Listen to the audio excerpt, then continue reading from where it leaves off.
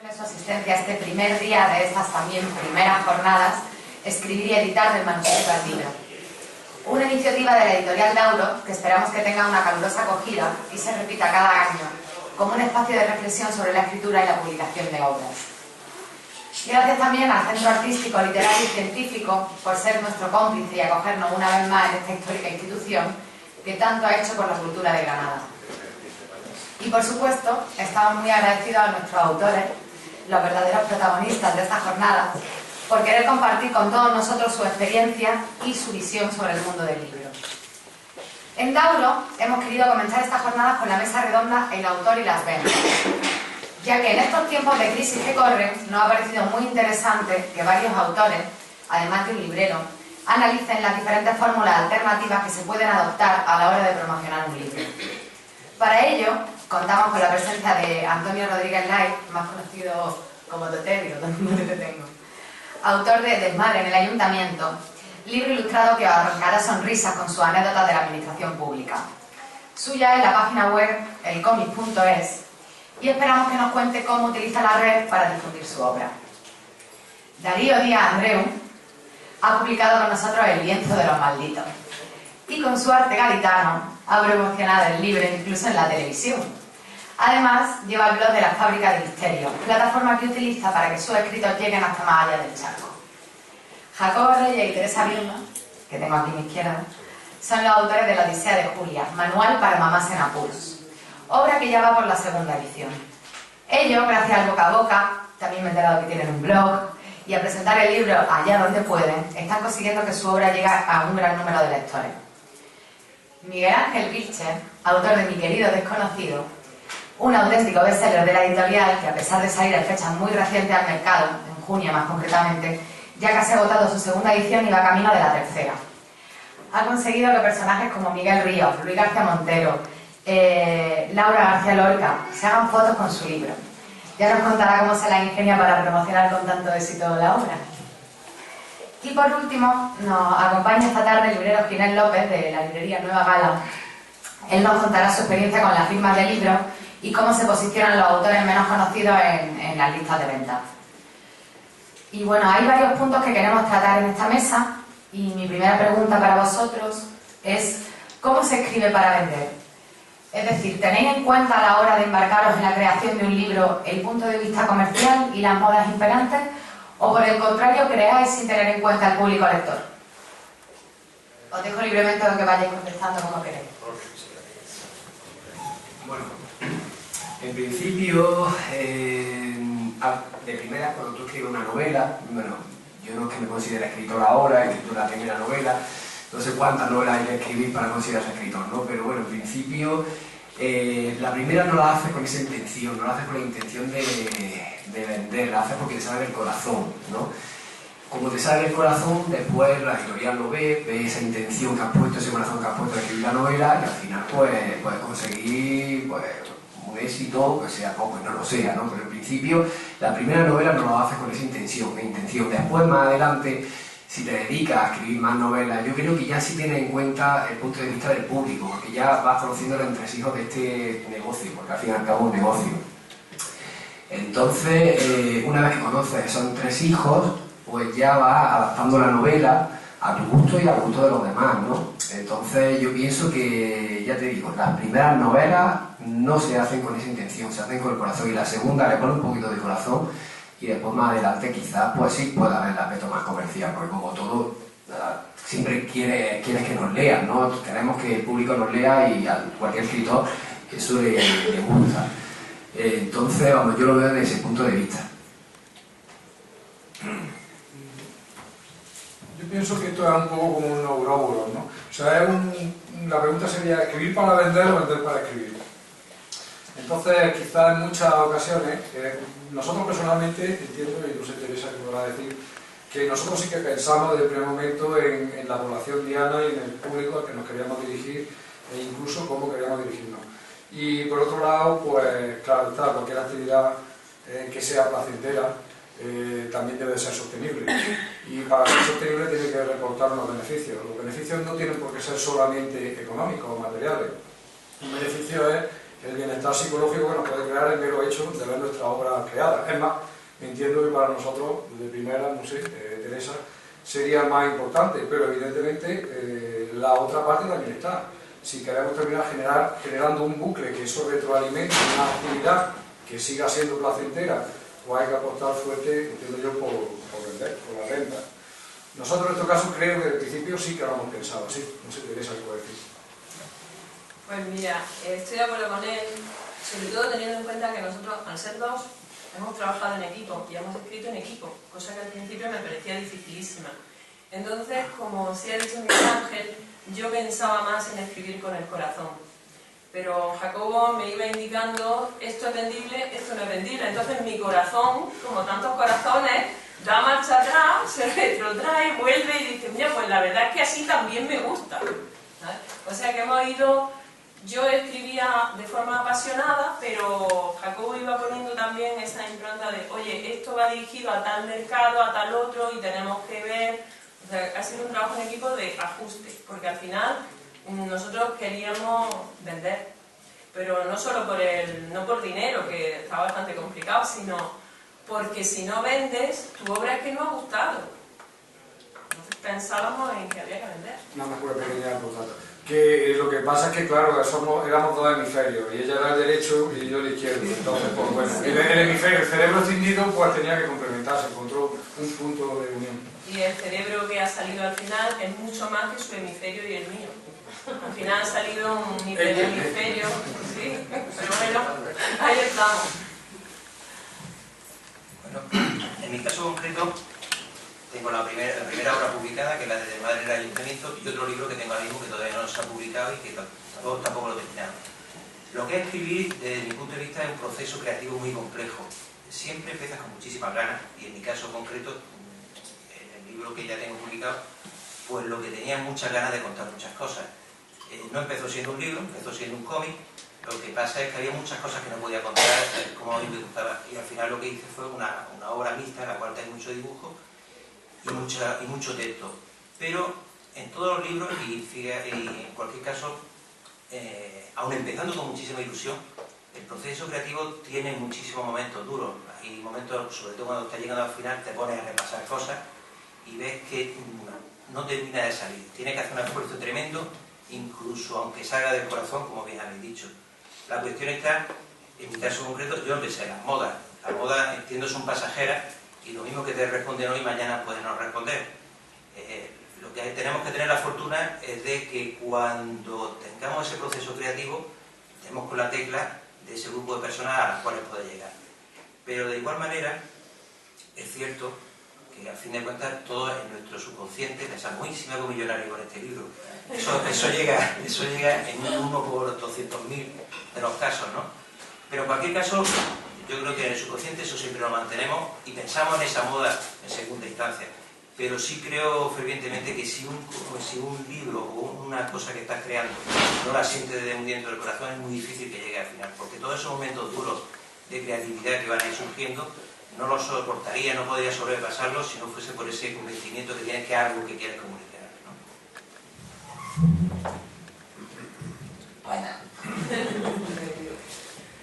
Bueno, yo voy a hablar poquito a poco porque estoy muy nervioso y hablo muy rápido porque soy de Cádiz. Pero esa pregunta de esta mesa es la peor pregunta con respecto a mí, porque yo no escribí el libro esperando que llegara a nada. Yo simplemente ni siquiera hablé con el corazón directamente. Creo que estuve escribiendo desde el pozo de mis sentimientos. Ellos empezaron a hablar, yo tenía una historia que empezó siendo un relato corto y que me iba diciendo, yo no quiero ser relato corto, yo necesito que cuentes más. Y efectivamente la escribí, pero la guardé, porque yo no esperaba tener un libro, no esperaba convertirme en escritor. Me di cuenta más tarde, cuando al finalizar el libro, seguro que os ha pasado, vas a darle al punto y final y te quedas como... se va a terminar, no quiero. Pero terminas la historia te pide que la termines. En realidad está bien echar algún que otro vistazo, pero como te pongas a mirarla al final no la sacas nunca y le ves 1000 fallos. Entonces lo mejor es arriesgarse. Yo me arriesgué, pero después de que la novela en realidad tuviera casi 3 años de vida ya escondida en un cajón. Y aquí estoy sentado con mis compañeros, es una alegría, es muy grande. Y si tuvieran que preguntarme con respecto a la venta, cómo escribes con respecto a la venta, o cómo, por ejemplo, ahora que sí estoy aprendiendo mucho más y que me voy dando cuenta de lo que es escribir y cómo llegar al público, te das cuenta que hay modos y hay épocas que no pasan de moda. Por ejemplo, lo que yo escribí está basado en los años 70 y los 70 nunca van a pasar de moda porque es una época, sobre todo, muy grande. Yo escribí basándome en la América de los 70. La América de los 70 tuvo una música buenísima, tuvo una moda increíble, tuvo una repercusión en el mundo muy fuerte. Y lo que escribo ahora, por ejemplo, pues está basado en los años 20. Y los años 20 y la música y la moda y los cuadros de los años 20 nunca van a pasar de moda. Pasarán de moda quizá el 2000 pasará de moda, pero no pasarán de moda los 60 o los 40, porque fueron épocas grandes. Y cuando escribo, pues sí que busco enclaves o sitios que nos llaman más la atención, porque hablando en plata, si tengo que escribir una historia sobre espadachines, sé que va a llamar más la atención los espadachines de samuráis de Japón que los espadachines de Canadá, que hacen allí, de Japón. Entonces, cuando escribes sí que es cierto que lo haces buscando más qué es lo que primero le llega al público, ¿no? Así al menos lo hago yo. Y bueno, aquí estoy. Creo que no hace falta ni micrófono. Ginés, ¿cómo afecta el género literario o el tipo de libro a la venta del mismo? Bueno, yo quiero también decir, con respecto a la pregunta anterior, con la experiencia que yo tengo, cuando el autor, como quizás sea el caso de la mayoría de nosotros, que es el primer libro que se edita o que se escribe, sí que se escribe desde el corazón. Darío también lo ha escrito siempre desde el corazón. Entonces, es muy bonito. Lo que he querido contar una historia que a mí me parece la mejor del mundo. Entonces, coincido con Jacobo en que no tiene una remuneración económica, porque a lo mejor le cuesta el dinero, probablemente le cuesta el dinero, pero sí una satisfacción personal muy importante con la obra, ¿no? Que al final lo que lleva es a sentirse cómodo con ese trabajo que ha hecho, con la escritura. Entonces, en ese sentido, lo veo positivo y creo que en los primeros comienzos siempre el corazón es el que manda. Me pregunta respecto a cómo influye el género literario en la venta de los libros. Pues ahí también coincido en que las modas mandan. Las modas mandan, porque cuando se escribió mucho sobre el tema medieval, el código Da Vinci y todo, pues se impuso una moda y se vendía. Ahora se vende también la literatura fantástica, pues se está vendiendo. O sea que estos son modas también. O literatura de sagas familiares a través de las diferentes etapas de la familia, ¿no? Entonces, todo eso está influyendo mucho en la literatura. Pero claro, esos son ya, pienso, escritores más consagrados, o quizás eso sea ya también una escritura por encargo. Las editoriales, pues efectivamente, como estamos comentando, esto es un negocio, no hay que olvidarlo, pues encargan los libros, la literatura también, pues se está vendiendo este tipo de literatura, pues vamos a encargar este tipo de literatura. Son contadores también de historias, pues se buscan buenos contadores de historias y se hacen los libros también. Ahí funcionará menos el corazón, pero funcionará más el bolsillo, ¿no? Supongo, claro. A veces más, bueno, desde el punto de vista editorial, a veces más que encargar es que quizás es la obra que te encaja, vas buscando la obra que te encaja. Es decir, quieres sacar una novela histórica y ver cuántos manuscritos te han llegado y dices, me quedo contigo. Pero porque ya vas viendo las líneas, efectivamente, dices, quiero una novela negra, quiero una novela histórica, quiero... Y ves quién te encaja, tampoco le encarga a un escritor, directamente no una obra concreta. Pero... La novela histórica siempre está ahí. Es decir, sobre Granada se pueden escribir novelas históricas, se siguen escribiendo muy buenas novelas históricas y se siguen vendiendo. Pero otro tipo de literatura más de pronto se pone de moda, la literatura sombra de Grey, ¿no? La Sombra de Grey es un género erótico. Bueno, pues, ¿qué pasa? Que no se podía leer antes, cuando salió La sonrisa vertical, fue una de las colecciones más conocidas de Tusquet sobre literatura erótica. Pero parece que casi la gente lo compraba así un poco a escondidas, porque no estaba bien visto a lo mejor leer ese tipo de literatura. Y entonces ahora La sombra de Grey es como si se dijeran, bueno, este libro ya sí se puede leer. Pueden ustedes comprarlo porque se puede leer, porque lo ha comprado todo el mundo y ya se puede leer. Viene a decir un poco lo mismo, lo que pasa es que se utiliza otro lenguaje. A lo mejor no es tan soez o como le quieran llamar, ¿no? Pero en realidad están contando. Pero se puede leer, pues venga. Y ha sido un éxito de venta. Es una moda. Yo tengo voz suficiente, nada más el micrófono. Yo también creo que más que por género o moda también vas buscando un público. Yo ahora mismo en este tiempo tenía lo siguiente que estoy escribiendo, el siguiente libro se ha estancado un poquito, siempre tienes como una época, ¿verdad?, en la que te quedas como, aunque sabes lo que quieres escribir y la finalidad, te quedas como clavado. Entonces, ¿qué es lo que hice? Dije, bueno, dejo volar otra parte de mi mente y salieron los relatos cortos, que es lo que cuelgo en el blog. Pero me fui dando cuenta de que según la historia que quisiese contar, voy buscando un público a quien le pueda afectar más. Por ejemplo, yo pienso que el libro que yo escribí podría estar... Lo buscaría más la gente que tenga mi edad o que hayan pasado ciertos sucesos depresivos o que hayan vivido una etapa dura. Igual que a lo mejor su libro, pues lo buscaría otro tipo de personas. Entonces muchas veces es cierto que escribes yendo más a una mente que al colectivo completo, sino sé que este libro lo leerán muchos jóvenes, sé que este libro lo leerán muchos adultos, sé que este libro lo leerán muchas mujeres. Vas escribiendo de esa forma y entonces con respecto a eso sueltas una literatura diferente. Es más, yo pienso que el 90% de la literatura, la mayoría de los libros los leen las mujeres. De hecho, la mayor parte de la población que son mujeres. Entonces, de hecho, por ejemplo, hablando de lo que la primera pregunta, ¿no?, de si escribes para vender o vender para escribir. La cuestión es que yo, la primera novela, como dije, la hice con el corazón y sin pensar en un público. Ahora la segunda, de hecho, pues ya me estoy fijando en qué público quiero. Y de hecho la estoy fijando más en las mujeres, ¿no? ¿Por qué? Porque quiero vender más. Entonces, efectivamente, lo que tú has dicho, ¿no?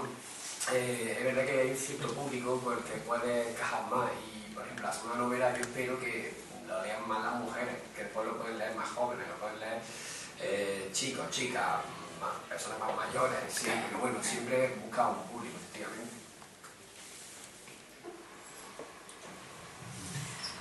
Otra cuestión que quería abordar es qué papel opináis vosotros que tiene que asumir el autor con respecto a las ventas. Quiero decir con esto, que hay autores que adoptan una postura más bien pasiva con respecto a la promoción de su obra y otros, por el contrario, participan activamente y de diversas formas en su venta. ¿Qué pensáis vosotros al respecto? ¿Cuál es vuestra postura? Hombre, pasivo puede ser Carlos Ruiz Zafón, que está vendiendo hasta las piedras de su casa, pero... No te creas, hay autores que no tienen detrás, o sea, lo prestigioso su primera novela y sacan y dejan en manos de la editorial todo el trabajo, ¿sabes? No, como, ni avisan a las pantallas, como que te lo juro, porque lo conozco de primera mano, y hay otros que se involucran muchísimo, los autores. En vuestro caso, os conozco a todos y os involucráis todos muchísimo. Por eso quiero que animéis al resto. Yo pienso, por ejemplo, que gente como Carlos Ruiz Zafón, yo no lo conozco, obviamente, yo no lo sé, pero supongo que gente de ese tipo, la primera novela se movería a lo suyo. Para vender tanto, pues tendría que avisar a todos sus contactos, a contacto de contacto de contacto y a contacto de contacto de contacto, porque si no, no se vende. Pero bueno, lo más gracioso de esto es que todos nos creemos, tanto los autores como el público, se cree que un libro es un ente vivo, informe, que tiene patitas y que tiene bracitos y que va y camina y se mete en la casa de la gente. No, eso hay que venderlo y es el autor el que se tiene que mover. La editorial, obviamente, por descontado, tiene que moverse hacia su trabajo. Pero es sobre todo el autor el que tiene que coger y echar una hora al día. Yo lo tengo comprobado, yo hace 5 meses, ¿no?, más o menos, que publiqué la novela y le dedican una hora y media al día a sentarme y pensar, ¿qué hago ahora con el maldito libro? ¿Sabes? Y así es lo que hago. Busco, pido de contacto, me voy a una radio, me voy a otra, me voy a la televisión. A mí me han hecho ya 2 entrevistas en televisión, a este mes me han hecho 2 entrevistas, una en Cadena Ser y otra en Onda Cero, y así es, moviéndose poquito a poco, porque si no, no hay manera. Ir a la librería, decirle a ver cómo va esto, y obligarle a que pongan tu cartel en la puerta, porque si no, ya me pasa, ya sale por ahí. Entonces que no hay manera, entonces no vende, porque muchas veces te pasas por alguna librería, acaba de salir tu libro, que estás súper ilusionado, que tienes que estar en todas las librerías mínimo de tu ciudad, y llega ese libro escondido, y ni siquiera, casi se va a caer por detrás de la barandilla, y dices, bueno, entonces, ¿cómo lo conoce la gente si ni siquiera lo tienen puesto? Entonces, el librero no puede estar pendiente de los miles de libros que tiene. El autor muchas veces que tiene que estar allí y decirle, no puede ir a cada una de las librerías de España, pero por lo menos a las que tú controlas. Y allí decirle, mira, a ver si no te importa, y siendo educado, al final se abren puertas por todos lados, ¿no? Porque ya te digo, ya os digo, un libro no un ente informe con piernecitas que se mueva vaya a los sitios a venderse. A mí me gustaría comentar un poquito sobre esto, aunque sea mi calidad de profesional como psicólogo, que esto muchas veces depende de la actitud del autor. Y una actitud no es nada más que una predisposición para luego una acción, en este caso la acción de una venta. Hay una definición muy sencilla como una fórmula matemática de lo que sería una actitud, si nos preguntáramos qué es una actitud. Y hay una definición clásica que dice que es una creencia o conjunto de creencias más valores. Por lo tanto, detrás de la actitud del autor o de la autora, pues puede estar de ser áreas subterráneas, muchas veces conscientes, pues unas creencias, que a lo mejor no son ni explícitas ni para el propio autor o autora, y unos valores. Por ejemplo, se pueden dar casos donde yo pueda tener la creencia, por ejemplo, de que las ventas son algo ominoso o algo que va en contra del arte, por ejemplo, podría ser una creencia. Pero por otra parte tener el valor de que, oye, necesito dinero, valorar la rentabilidad económica, por lo cual generaría un conflicto interno. Puede haber movimientos de todo tipo. Si combináramos esto, habría diferentes posibilidades. Yo siempre recuerdo, en última instancia, quien seguro que no tuvo este dilema, que fue Umbral cuando en aquel célebre episodio de la televisión dijo, bueno, ¿y cuándo hablamos de mi libro? ¿No? ¿Ahora cuándo? Toca ya hablar de mi libro. Creo que muchas veces hay unas actitudes que podemos tener cualquiera de nosotros que se podrían basar en que irían en contra de la venta, que se basarían en una actitud de complacencia, en complacernos en nosotros mismos. Yo establezco como 3 categorías, ¿no? Siguiendo a De Bono. Y sería una complacencia cómoda, una complacencia arrogante y una complacencia basada en la falta de visión. En que yo ya, como se lo he dado a mis titos, a mi hermano y a mi amigo, yo estoy complacido, he llegado a todo mi universo. Y a veces creo que esa actitud basada en esos 3 tipos de complacencia, pues que todos podemos tener en un momento determinado, pues serían de los principales obstáculos que, como esto de que el mejor amigo y enemigo siempre va conmigo, pues podrían frenarnos en la acción de la venta, ¿no? Es decir, es un poquito hablando sobre esta parte de la disposición. Yo es que pienso que vender forma parte del proceso creativo. Primero escribe y el siguiente paso es venderlo, porque si no, ¿para qué lo he escrito? ¿No? Y a mí, es que claro, me habéis tocado mi punto flaco, porque llevo más de 20 años dedicándome a vender. Yo soy directora de una compañía de seguros y vendo seguros, que es lo más difícil del mundo. Entonces no me cabe en la cabeza escribir un libro y no venderlo.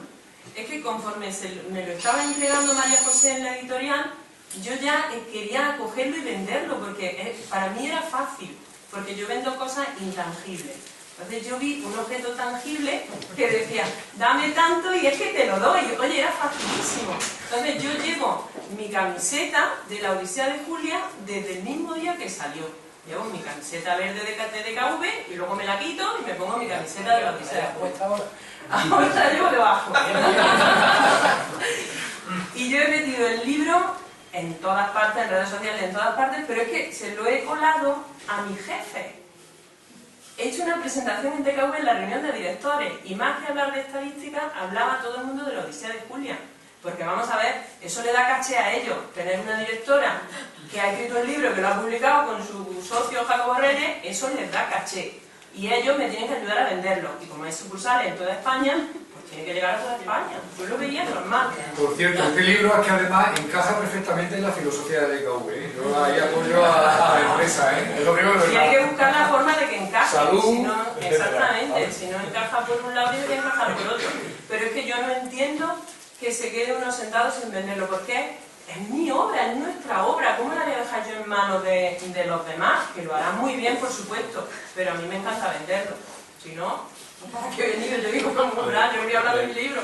Esa labor que ha hecho encomiable y estupendo, y la respuesta ha sido positiva. Sí. Pero probablemente para una segunda ocasión ya no tenga esa respuesta. Sí la tengo. Para el segundo lo tengo ya vendido. Tiene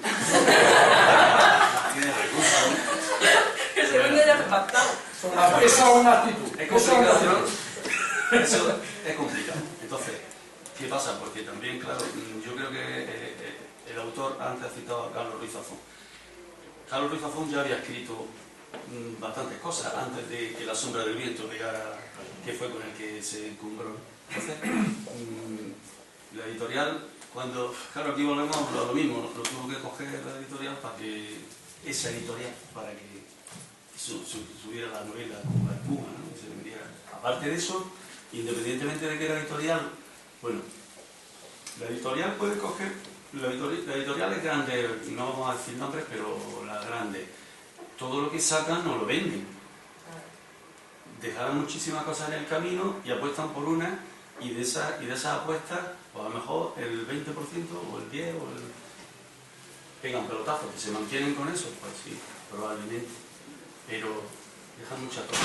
Entonces, claro, la novela La sombra del viento tenía que ser muy buena novela para que se vendiera, porque no solo se va a vender porque lo ponga un sello de una editorial potente. Si la novela no es buena, no se va a vender, porque funciona el boca a boca de algo que es bueno. No... Claro, hay que partir de un producto bueno. Porque si lo empieza a leer algo que es malo, el boca a boca es no, vaya novela, ¿no? ¿Y La sombra de Grey?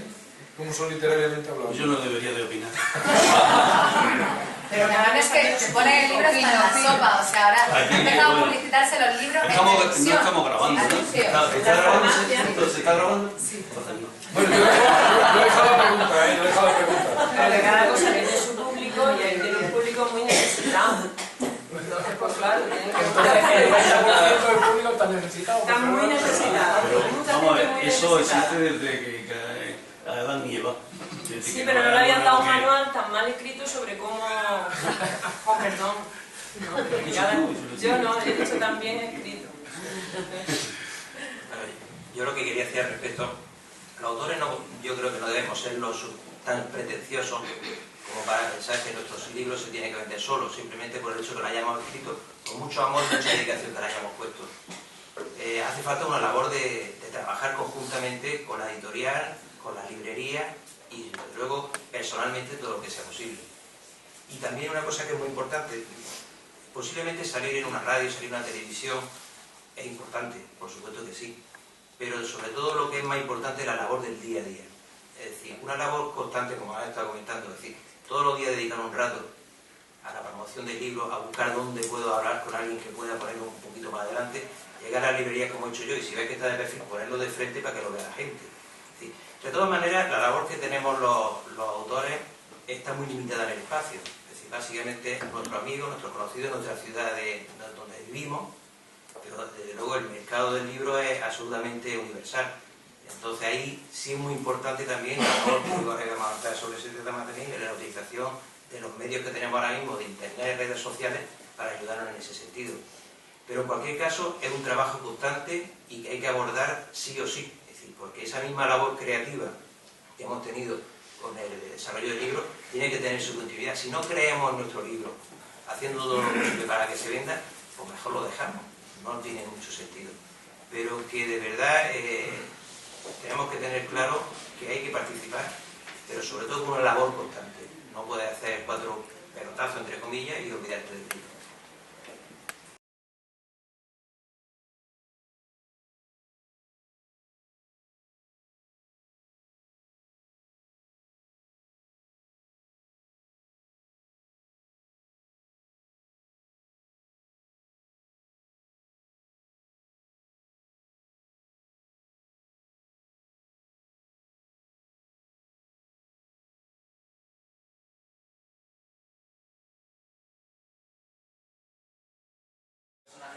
personaje real, efectivamente, de una gitana, de las muchas que retrataba Fortuny, que se dedicó a retratar también y a hacer desnudo, aunque a Perley quizás hizo mucho más en ese sentido que Fortuny, pero uno de los grandes. Y un aventurero, pero con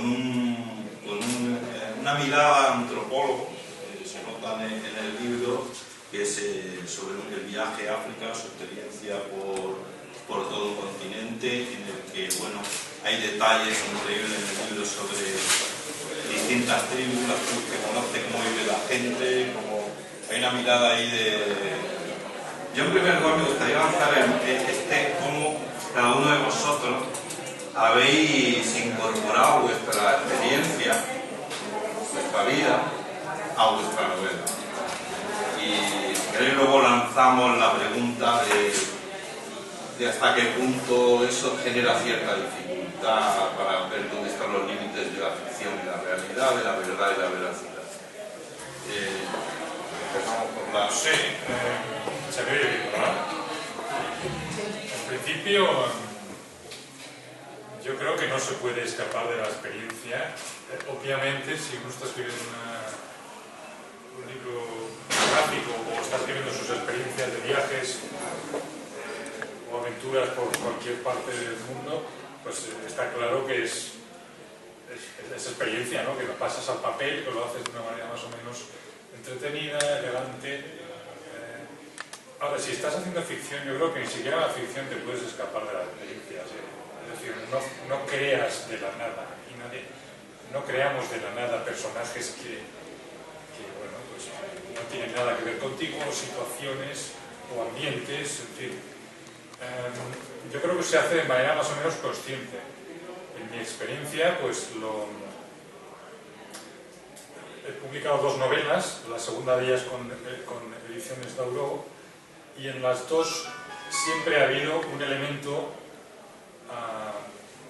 de experiencia que se ha incorporado de 2 maneras. Una de manera consciente, es decir, yo sé que he creado este personaje porque me lo ha inspirado tal otro personaje de mi familia, de mi infancia, del pasado, o simplemente un personaje a quien no conozco y admiro, histórico o no.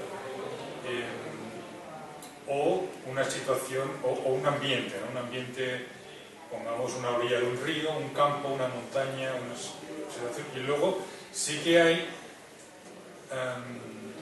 se incorporan experiencias pero no de manera consciente, es decir, luego las he leído, o incluso alguno de los lectores más o menos cercanos me ha dicho, ¿te has dado cuenta que fulanito de tal se parece muchísimo a... Y digo, ostras, pues yo no me había dado cuenta, ¿no? Inconscientemente, pues lo has creado casi sin darte cuenta. Francisco, ¿qué hay de...? Quizá aquí habría que preguntarte más, ¿qué hay de ficción en tus memorias, ¿no? Esa memoria fingida, muchas veces llaman algunos nada de escritores. todo. Porque sí. yo creo que bueno, empezando porque yo creo que con imaginación se pueden crear personajes, pero es mucho más difícil, es mucho más cómodo, más fácil conocerlos, vivirlos, haberlos tratado, y entonces escribir ya sobre seguro, con más comodidad, y eso es lo que a mí me parece. Ahora, que eso sea estrictamente así, pues no, yo en el prólogo de mi libro digo también que naturalmente hay veces que una cosa es más bonita contada con un pequeño aditamento, con un pequeño supresión, para que por razones políticas, por razones literarias, por razones editoriales, por muchísimas razones, puedes maquillar un poquito la realidad, pero es realidad en el 99% de lo que escribe. Por lo menos en mi caso, me parece, quizás yo tengo poca imaginación, es posible. Entonces, a mí me resulta mucho más cómodo escribir lo que estoy seguro que he vivido y que conozco. En ese sentido, yo creo que mi obra es completamente realista, pero siempre adornada quizá por alguna pequeña flor aquí o allá. Yo creo que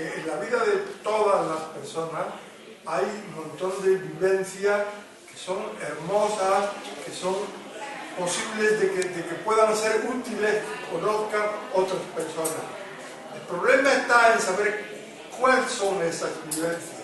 Porque claro, uno no puede contar todas las cosas aburridas que ha hecho en la vida, ¿no? Uno tiene que contar las cosas que le parece que valen la pena para que lo conozcan otras personas. Y en ese escoger las cosas que uno va a contar, ahí está el trick de la cosa, y puedes hacerlo bien o hacerlo mal. Si lo escoges bien, pues la novela sale interesante. Usar las herramientas de la literaria que se precisa.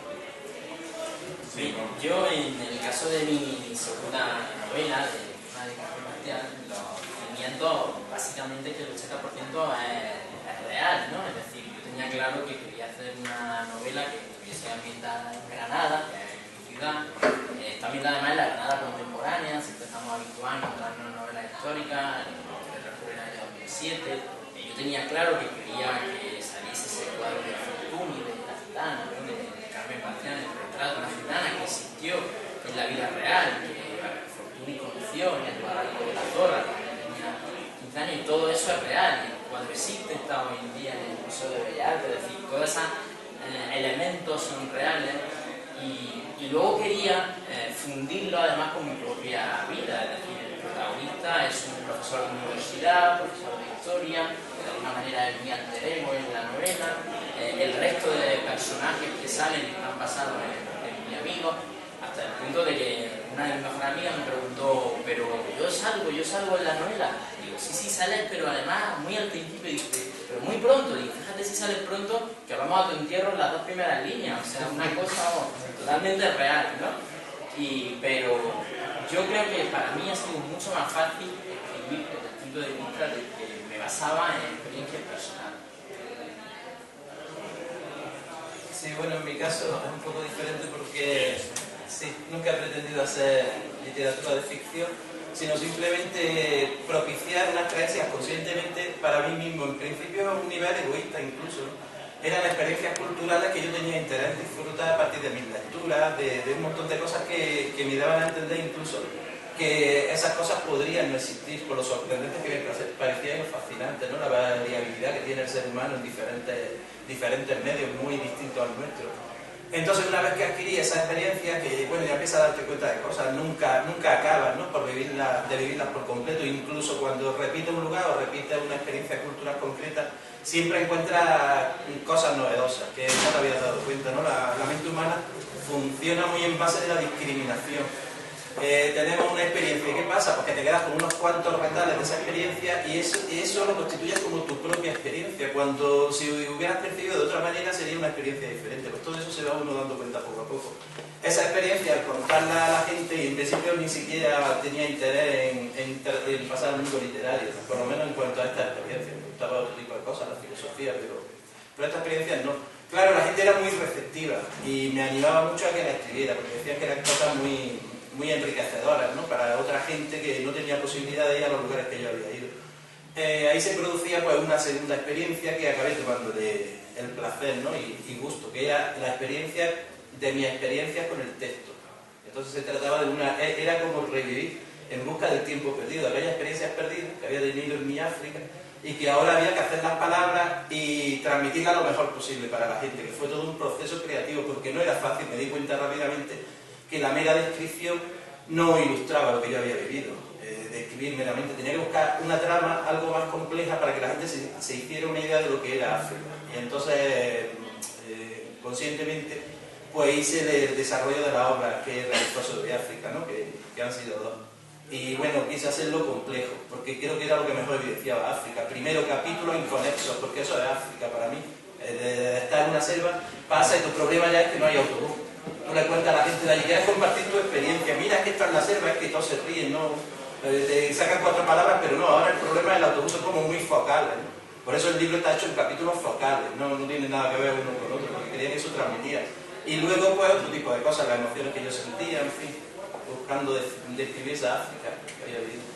Hay una escritora que que además ha generado mucho debate y tal, que es Cristina García Morales, que mete personajes reales con sus nombres y apellidos de la novela, incluso da su número móvil, que es cierto que es el que usa, lo da en su novela. O sea, ya es la realidad llevada al límite, pero con un matiz, y es que lo utiliza como para hacer ficción. Dices que lo que tengo más cercano es este personaje. ¿Por qué voy a elegir un personaje de tales características si lo tengo realmente? Claro, le ha supuesto alguna queja. ¿Hasta qué punto el problema es que hay cosas que se convierten en realidad y realidades que se toman como ficción, ¿no? La cosa de reportajear esa realidad o de convertirla en literatura, A mí me encanta la ficción, porque la ficción te da licencia para todo. Es decir, tienes licencia para crear una calle en una ciudad que conoces. Granada yo no la conozco, pero por ejemplo mi primera novela, gran parte de la acción tenía lugar en Barcelona, y en Barcelona pues yo me inventaba una calle que daba a una plaza que existía. Y bueno, ¿y por qué no? Y lo mismo pasa con personajes, ¿no? Puedes crear un personaje, traerlo del pasado, por decirlo así, y conversar con él, pero hay que confirmar el dato. A veces salen en novelas que a las 5 de la tarde la sombra estaba en un determinado, daba en una calle. Sí, por supuesto, sí. Entonces, está también la preocupación de ser, aunque sea ficción, pero hay que confirmar si la sombra efectivamente estaba dando en ese. Para mí lo ideal es coger la base de algo que sea real y a partir de ahí empezar tú a sacar un hilo que una parte siga siendo esa realidad y la otra la ficción que tu propio imaginario va creando. Es decir, yo me acuerdo que cuando leí un libro de Fernando María, si no recuerdo mal, que era el de la vida religiosa, que teoriza precisamente sobre que Lorca no muere cuando lo fusilan y el muchacho se lo encuentra y lo esconde en el convento con las monjas y tal.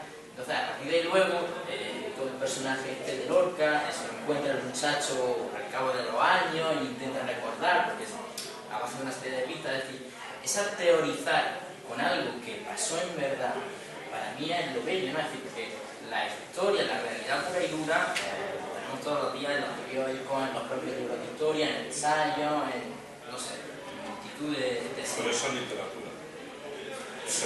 Claro, pero eso es lo que yo me refiero a decir. Yo prefiero, para mí, es mejor, partiendo de algo real, inventar. Yo soy pro ficción, ¿no? Yo prefiero. En el caso es el caso contrario. Necesita de literaturizar toda esa experiencia. Sí, yo siempre entendí la experiencia externa como un modo de afondar mi propia experiencia interna, pero tal vez porque no tenga esa capacidad imaginativa, tienen los compañeros. La ficción, es cierto, a priori nos da un universo del discurso muchísimo más amplio, porque es que podemos inventar, es libre, ¿no?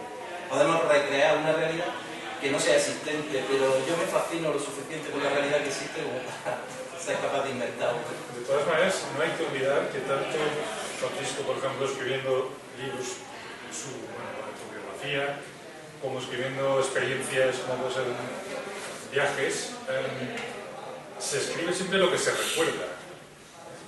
Lo que recuerda, sí, la memoria puede no ser exactamente lo que ocurrió, sino lo que tú recuerdas. Claro, yo estoy completamente de acuerdo con Miguel Ángel, pero te da muchas más aptitudes que es posible la ficción, pero lo que pasa es que la ficción a mí me parece como más difícil. Tienes que inventarte las cosas y no sabes si lo que tú vas inventando tiene visos de realidad o está construyendo un monstruo. Porque para un periodista es mucho más difícil. Para un periodista es mucho más difícil. Sí. Yo creo que basarnos en las realidades no hay un riesgo de equivocarse. Es mucho más difícil. No sé, Bueno, esto ya no sé qué decir a esto, ¿no?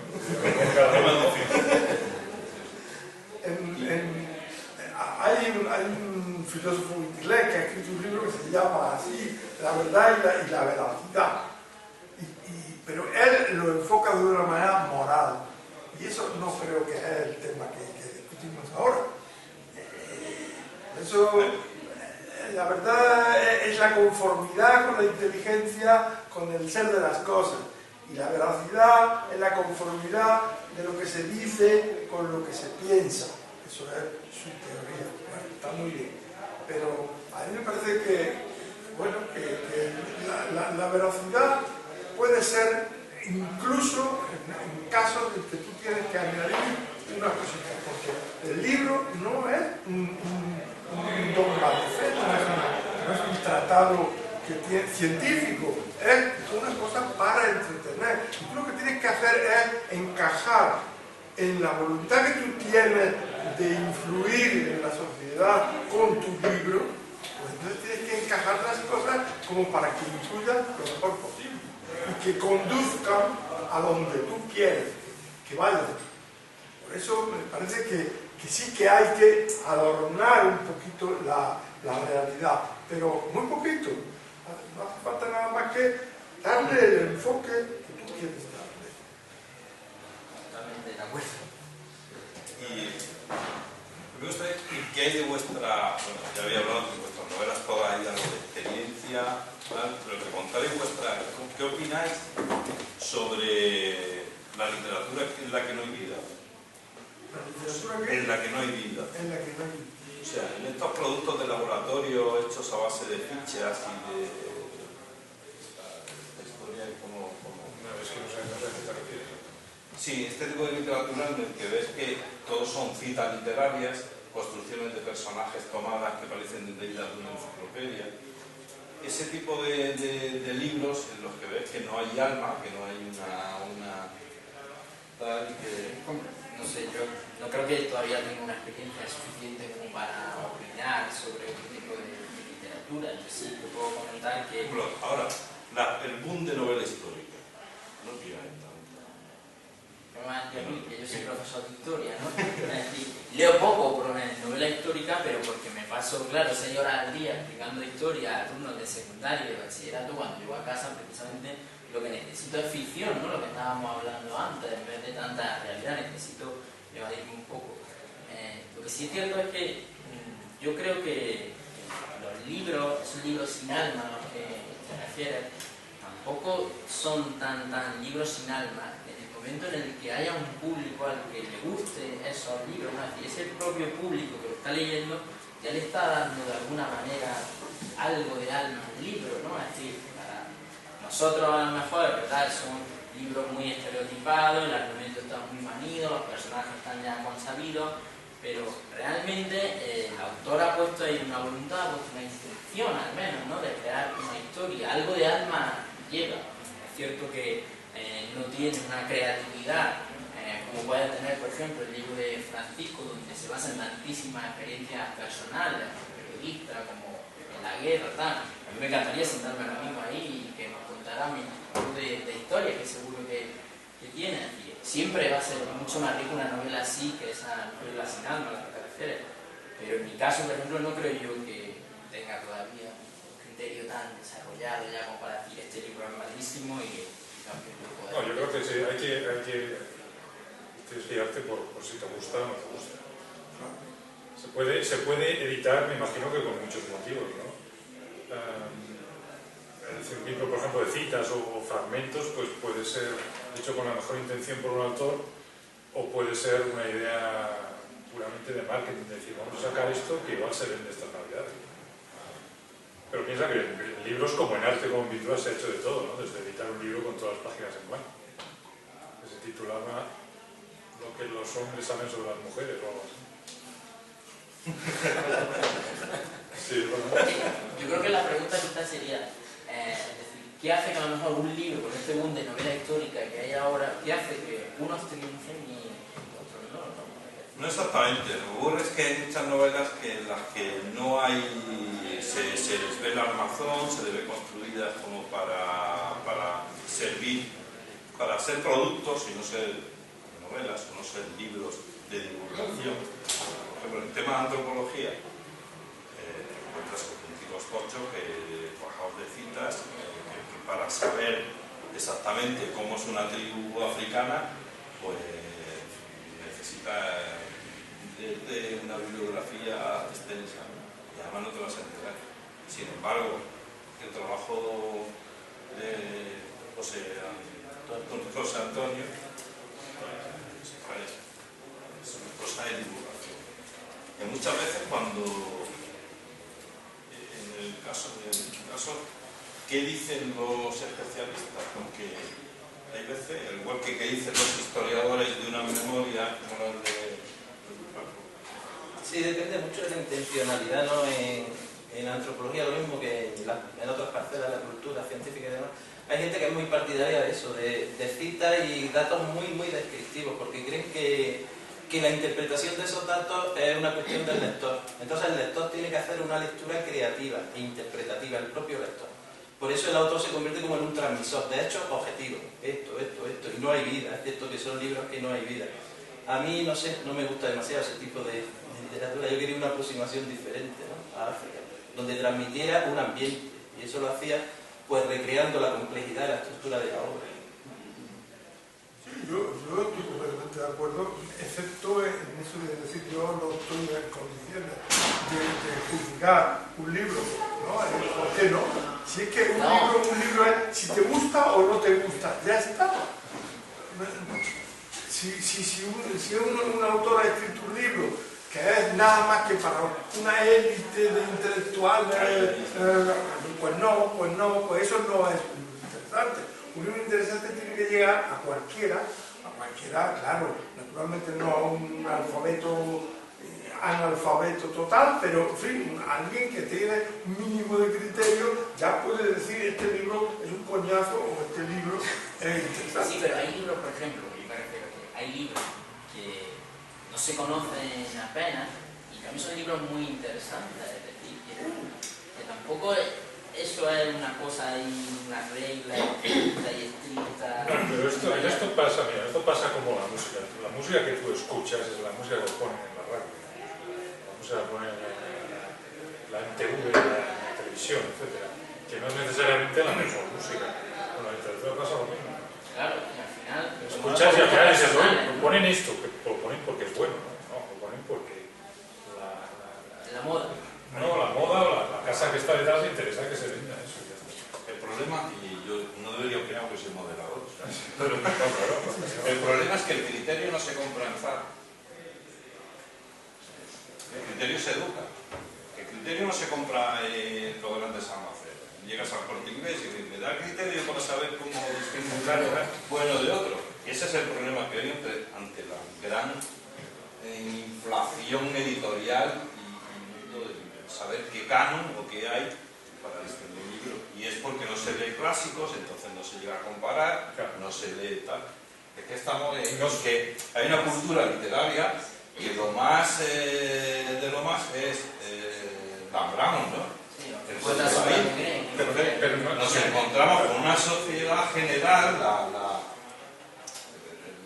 el pueblo, que lo popular es lo que se le ha ido metiendo también con una estrategia de mercadotecnia muy fuerte, ¿no? Y porque lo que era crítica, lo que es crítica literaria no existe. No existe crítica literaria, ahora solo existen recomendaciones. Si no se mojan. No, solo existen recomendaciones, entonces o lees tú, es decir, o compras y lo lees y... Sí, efectivamente, tiene un poco de razón. Yo me leo las críticas de Babelia todas las semanas y me resulta difícil llegar a conclusiones cuando leo esas críticas. Porque todos más o menos resulta que están bien. Porque yo creo que los que salen en Babelia es porque ya han hecho el proceso suficiente para salir en Babelia. Entonces, los críticos lo recomiendan, estaba diciendo tú, creo. Bueno, pues, Pues sí, pero no es verdaderamente, no te explican cómo se ha construido ese libro, por qué es interesante, qué orientación tiene, qué intención tiene. Yo creo que los libros tienen que tener intención. Aunque solo sea un punto de vista objetivo, ¿no? Es decir, este libro, si quieres, hasta puntuación, ¿no? En la escala del crítico tal, pues le doy un 7,5. Este libro no existe. Sí, no se moja,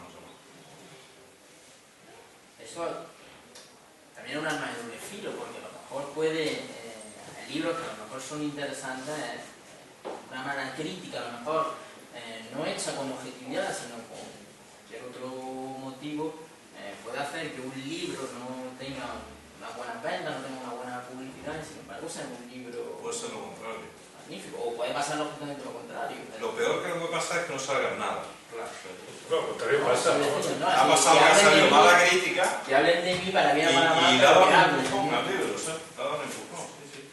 No tiene ese efecto. Bueno, estamos yendo un poquito fuera de la mesa. A mí me gustaría, ¿qué hay de cómo es esa documentación interna? O sea, yo he vivido esto, cómo luego eso se traslada al libro, al papel. No lo he entendido. Sí, cómo tú, en el caso de las memorias, cómo han sido, qué has seleccionado, cómo ha sido esa labor de documentación interna para cada uno de vuestros lados. Yo en mi caso, bueno, yo soy un escritor muy intuitivo, es decir, yo no me planteo demasiadas cosas a priori, entonces simplemente me dejo llevar más o menos lo que he mencionado antes, es decir, que ocurre de dos maneras, o de manera consciente, elegir un personaje que se parece a, incluso le guardas el mismo nombre, o una situación, un momento histórico, un paisaje, o ocurre de manera inconsciente, es decir, no te has dado cuenta y has elegido tal ciudad, tal calle, tal persona, y pues sin darte cuenta. Pero quizás las que conoces, ¿no? Sí. La ciudad que conoces, porque es difícil, a no ser que haya sí, una tiene documentación que ser cosas que conozcas. Incluso no sé dónde leí el otro día, que todo lo que influye en un escritor, sobre todo son eventos que han ocurrido antes de los 15 años. Es decir, que te han marcado de alguna manera y que tienen de algo. ¿Cómo ha sido esa selección? Una memoria amplia. Yo he seguido el criterio de ver qué podía interesar, porque yo quería, como digo también, que no hacer unas memorias ahí estrictamente memoria. No, yo quería hacer un libro que fuera interesante, que fuera ameno y que le gustara a los que leyeran. Entonces yo tenía que ir escogiendo las cosas que me parecían que podían interesar a los demás. Pero si un día había pasado una gripe horrible y había estado en la cama, pues eso, ¿para qué lo voy a contar? Entonces lo que voy a contar es... De todos los episodios que relatas, el tema de la guerrilla, ¿cómo han sido la selección esa de que te interesaba decir también? Esa selección se ha hecho casi sola. Es decir, yo pensé que para escribir un libro había que tener una historia. La historia, para mí, el hilo conductor tenía que ser la guerrilla, porque eso me permitía darle un mínimo de suspense a una vida cualquiera, la mía, que no tiene ninguna cosa especial como la de todos los demás, pero ahí sí que había una manera de llevar la historia con un poco de suspense y de ver qué va a pasar en cada momento. Entonces pensé, pero eso fue después de que unos cuantos amigos le dieran cachos y dijeran, hombre, pero esto puede interesar, oye, que esto está bien, tal. Pues yo no había pensado nunca publicar un libro, pero una vez me puse a hacer un poquillo y los amigos me entusiasmaron, y de eso, que la forma iba a ser el hilo conductor, la guerrilla, y luego en la soledad del monte, como digo también en el libro, pues te pones a pensar en cosas de tu pasado, quizá, como tienes razón, de las cosas de tu infancia que te han marcado más. Sí. Me marcaron mucho porque viví la guerra con 9 años, de 9 a 12, Entonces es una edad estupenda para captar todo lo que está pasando. Y entonces a unas pocas experiencias de esas. Y luego, pues porque como también explico en la novela, yo creía que el periodismo era una cosa así. Bueno, los reporteros, yo había visto películas americanas, esas que cualquier chavea pues se metía en una aventura y luego resulta que le publicaban las cosas en un periódico y se convertía en un periodista. Cuando llegué a la escuela empezaron a decirme que había que estudiar mucho, que había que tener mucha cultura y muchas cosas. Eso ya, ese periodismo ya no lo había previsto yo, por lo menos.